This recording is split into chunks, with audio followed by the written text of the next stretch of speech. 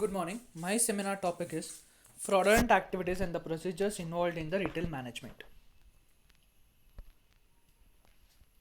Introduction to retail management. Retail management is a process which helps the customers to receive their desired goods from the retail stores for the end use. That is, it helps the customers to receive the goods from the retail stores. Retailer. Retailer is a person who acts as a middleman between the customers and the manufacturer. That is, he collects the goods from a manufacturer and sell those goods to the customers for the end use. Activities taking place in the retail management is, you can see in the below image, the manufacturer produces the goods and he supplies those goods to the retailers with the help of a distributor, and these retailers sell those goods to the consumers. Retailer.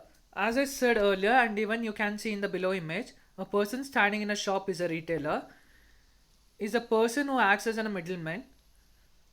You can see that there are variety of products in a single market. That is, he collects the products from the different manufacturers and sell those goods to the different consumers. That is because it is very difficult task for the consumers to go and purchase products, single products from single location. Thus, retailing is a process which helps the customers. Procedures applicable for retail stores. Operating procedures plays an important role in running of any business or any retail stores. It typically covers all those areas in the stores. For example, it includes sales transaction, customer support, and also the inventory management, etc. The Friedman Group said that standard operating procedures would increases the sales, boosts up the workers' productivity, and enhances the store's image. Of course, when there is an increase in sales, it automatically boosts up the workers' productivity. And the points involved in procedures are technology. We are living or we are surrounded with a world which is filled with technology. So even stores use this technology or the software or point of sale system to track sales. That is, it helps the manager to understand what product is in demand or what products are selling well, and helps them to track the inventory, which is an foremost task of an manager. And it would be easy for the manager to understand which product is in demand, and he can purchase those products and he can sell those products in spite of wasting time in other products. And next point is inventory management. Inventory management, it is a procedure of handling the products in the store. Suppose a person enters a shop, and if he finds that his desired product is not there, he may shift to another shop. If this happens twice or thrice, he will not definitely enter into your shop, and he will always go to another shop itself. So maintaining an inventory is a important task of any businessman. Without inventory, no business can survive. No selling business can survive. And inventory management also helps in order to check whether the goods you have ordered have been delivered, and all those quantity have been arrived by seeing those receipts and the order which you have been quoted. And it also helps us to monitor the inventory once in a week or once in a day or once in a month. And also it helps us to assist us to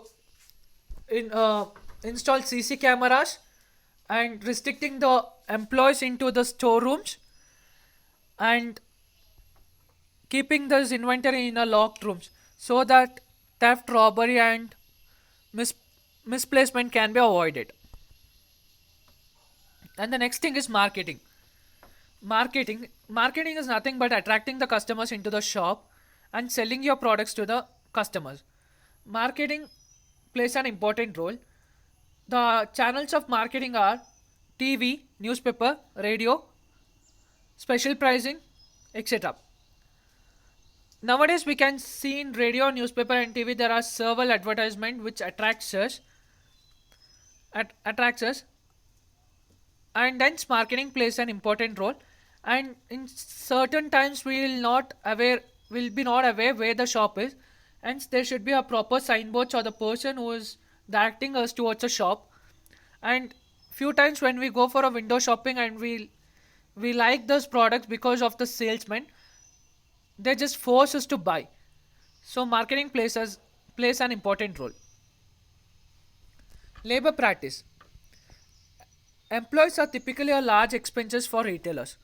Of course, yes, because they need to pay them a salary, a proper training, etc.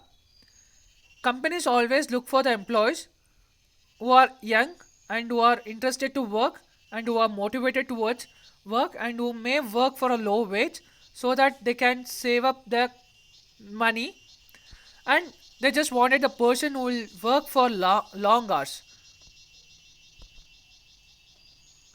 Record keeping.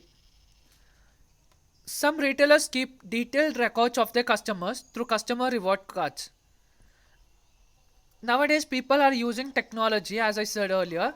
With the help of technology, they are keeping the records of their customers, that is, customer reward cards. With the help of this data received through these reward cards, they may attract the loyal customers by sending them the messages like promotion, year ended sale, or discounts. For example, even we'll get the message from several shops such as Pete England. They will be often sending us the message. There is a discounts, there is a buy one get one offer, through which customers are like aware of those discounts, and it will help for the increase in sales. Training. After appointing the employees, they should be given proper training. And in several companies, not in several companies, in almost all the companies, they give group training so that the time and cost of training can be saved. If a person giving a training to individual, it might incur a loss as well as it might be a time consuming. So every companies or the retail stores prefer for a group interview nowadays, group training. Unfair trade practice. Because of lot of demand in the market, there are n number of manufacturers, suppliers in the market, and because of a competition, there may be a unfair trade practice, and we can see it nowadays. Because of a competition, they just wanted their sale to increase, and because of this, they will just enter into unfair trade practices. Unfair trade practice is nothing but it is unethical, which is beyond the ethical. That is, they go against the human values, such as misrepresentations, false advertisement, or false price, gift offers, etc. Nowadays, people started showing advertisement in the TV. For example, you can see with your Fair and Lovely, they say like by using those face wash, face creams, you'll be looking fair, you'll be looking beautiful. And few people try that and they end up with no results. It's a unfair trade practice. And few people like they'll show different products, and when you go to the shop, you can see different products, and they easily manipulate you. And in few items, there will be no proper pricing itself. They initially say you it's like 600 rupees or 700 rupees. When you bargain with them, they will end up selling you at 300 or 400 rupees. It's a false pricing. And in few products, it's like you may buy the products, and after few days, the standard of a product is not that good. It may it may broke, it may stop working at all. So it's an unfair trade practice is also called as a deceptive trade or an unfair trade practice. Thank you. Thank you.